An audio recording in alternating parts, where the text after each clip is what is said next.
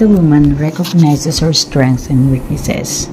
Walang mali na magsabi ng totoo. Mahina ako sa ganito, malakas ako sa ganito. Her strength defined the comfort zones where she already shined, but still believed that she has the opportunity to grow and nurture them to new heights, kaya hindi dapat makontento. Pag-aralan pa rin paano ito lalong paunlarin. She sees her weaknesses as not limitations, but an untapped potential of hers. Kaya huwag gawing dahilan ng kahinaan para manatiling mahina. Get out of your comfort zone. Transform those challenges into opportunities and discover the incredible things you are capable of achieving. Lagi lang tandaan, sa TESDA, kapag sama-sama, kayang-kaya. I am Emily V. Gimple, a TESDA trainer. Empowered women are the foundation of a strong society. And when women step into the construction sector, they build not only structures but also bridges of opportunity, resilience, and progress. It shapes the world with their skills, strength, and vision, proving that craftsmanship knows no gender, only dedications. I'm Marie Flor, a woman of Tibet.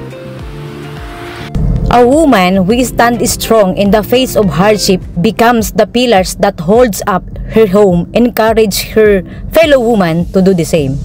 I am Bernadette, woman of Tibet. Babae sa lahat ng sektor, aangat ang bukas sa bagong Pilipinas. Yay!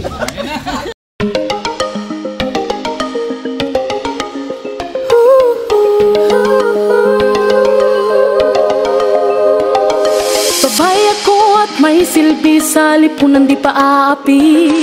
Isinusulong ko mga layunin, karapatan sa mga usapin. Sa edukasyon, at pagsasanay, kahirap ang kalusugan taglay. Pakikipaglaban sa karahasan, pati sa matungtong galian. Babae akong may panindigan, di matitinag kailan pa man. Babae ako na may karapatan, may boses, may kakayahan. Malakas ang loob, pusong totoo, kayang-kaya ko, sinuwan ako.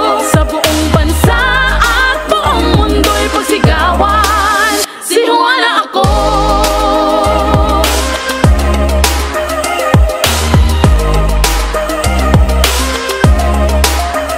Babae ako, kayang pamunuan, magdesisyon para sa karamihan.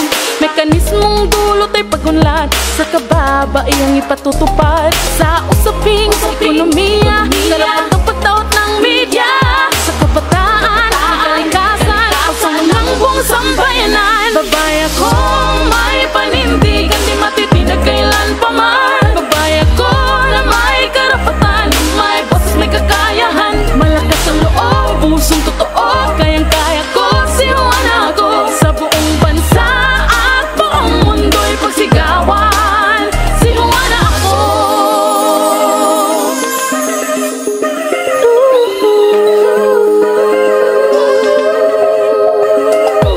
Ako si Juana, babaeng palaban, ang hamon ng buhay dito susukuan. Kung may kapal sa'yo'y nananali.